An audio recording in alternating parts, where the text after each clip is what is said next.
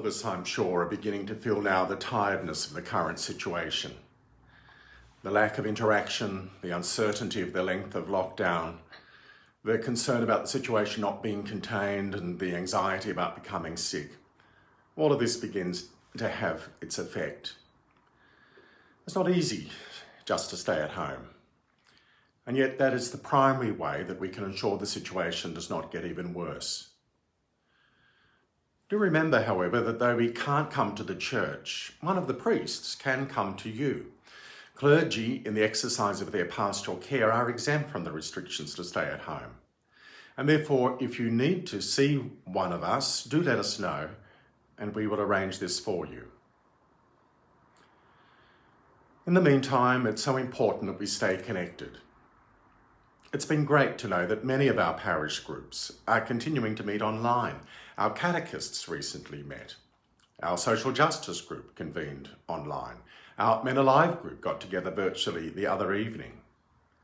Our parish pastoral and missionary council met online on Wednesday evening. Another way of people keeping in contact is through WhatsApp chats, which is group text messaging program on our phones. We have a Men Alive group chat, a children and family at Our Lady of Dolours group chat, a welcomers group chat. You might think of starting up another group chat with those with whom you are connected. Or you might like to join a more general parish group that we could create. If you would like to do so, let our parish office know. All we need is your name and your mobile phone number, and we can create this possibility for you. In fact, this may have great opportunity for us all, even after the restrictions ease.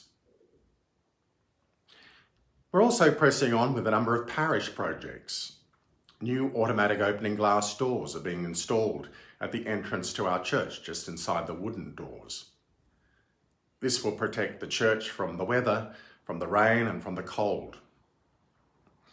We're advertising for a new position in our parish team, a children's ministry assistant, to work alongside Angela Haig in the tremendous work that she does for us.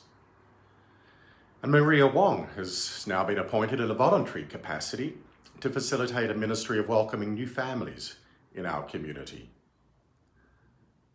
These positions will all be ready to be implemented once the restrictions have eased. Last week, Deacon Aldrin and Father Joey joined me in this message to you.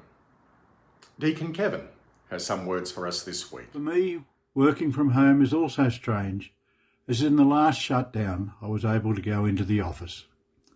But this year we are required to be at home. For me, this means I miss the interactions with the office staff, but also with each of you. I really appreciate the times when we meet in the office or after Mass, and I thank you for taking the time to talk to me. I really appreciate it. Talking to each other is what we can all do, even in these times of isolation. Just in the last 2 weeks, I read that we are a church of 2s and 3s. Jesus told us that whenever 2 or 3 of us are together, then he is with us. So even though we can't meet personally, we can meet via the various means of communication that we now have. I hope and pray that we can all keep being community by keeping in contact with each other. Thank you, Deacon Kevin. I ask that you remember Pauline Doyle in your prayer at this time. Pauline will be well known to many of you. Sadly, she suffered a fall recently and is currently in Ryde Hospital. The good news is that Bishop David continues to improve in his health, and he's been home now for some weeks. Let's continue to keep our whole community in our prayers. Together, we will come through this difficult period.